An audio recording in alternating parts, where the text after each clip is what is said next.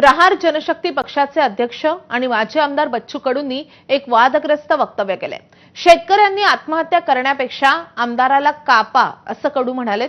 बुलडाण्यामध्ये पार पडलेल्या शेतकरी हक्क राज्यव्यापी परिषदेमध्ये केलेल्या वक्तव्यानं राजकीय वर्तुळामध्ये नवा वाद निर्माण होऊ शकतो।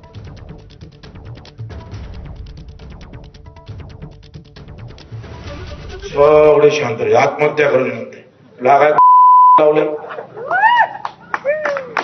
अरे तू मरापेक्षा एखाद्याला मारून टाक ना। एखादा आमदार जरी कापला ना, आम्हीच सांगतो आत्महत्या करायची वेळच येणार नाही।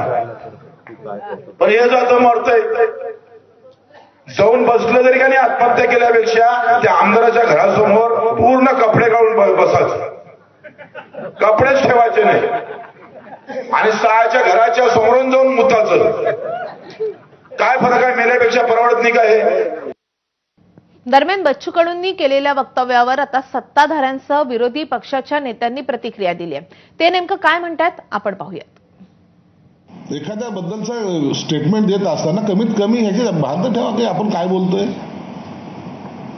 शेतकरी त्याच्या अडचणीत, त्याला खून करायला लावणार का? आता ही पद्धत असते का? काही सरकारच्या विरोधात काय बोलायचं तो भाग त्याचा अधिकार आहे, त्यांनी ते बोलावंच।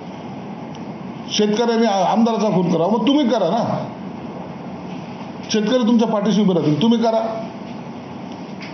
हे स्टेटमेंट फक्त आज प्रसिद्धीसाठी असतात आणि त्याला काही अर्थ नसतो।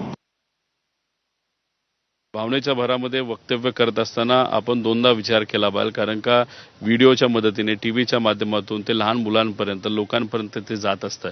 भूमिका मांडा, संतांनी भूमिका मांडली, प्रखर पद्धतीने मांडली, पण कधीही एका लेवलच्या खाली कोणी तिथे गेलं नाही। तर आपण सुद्धा बोलताना कुठंतरी एक लेवल पातळी सोडली नाही पाहिजे। बच्चू कडूंचा हेतू महत्वाचा होता, चांगला होता, पण भाषा मात्र त्या ठिकाणी कुठेतरी चुकली असं आपल्याला म्हणावं लागेल।